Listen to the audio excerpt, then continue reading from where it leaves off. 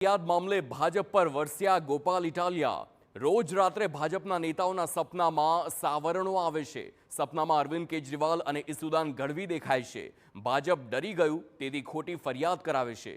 આપના નેતાઓ સામે એક જ પેટર્નથી ફરિયાદ થઈ, અમે ડર્યા નથી, અમે લડવાના છીએ। ગોપાલ ઇટાલિયાએ જણાવ્યું, ભાજપને ડર લાગતો હોય તો રાજકારણ છોડી દે। કેજરીવાલે ગુજરાતના સીએમને પત્ર લખીને આ બાબતે સમય માંગ્યો છે। સીએમ સમય કેમ નથી આપતા?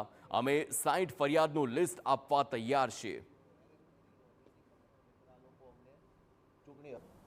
રોજ રાત્રે ભાજપના નેતાઓને 12 વાગ્યે સપનામાં સાવરણો આવે છે, કેજરીવાલનો ચહેરો દેખાય છે અને તરત પછી પોલીસને મોકલે છે અને પોલીસ રોજ રાત્રે આમ આદમી પાર્ટીના કાર્યકર્તાઓ પર ખોટી એફઆઈઆર કરે છે। અને ખોટી એફઆઈઆરમાં પણ એક પેટર્ન છે। એટલો બધા ભાજપવાળા ડરી ગયા છે અમારાથી।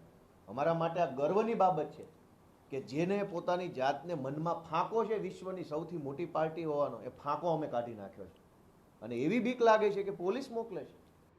ગુજરાત હાઈકોર્ટ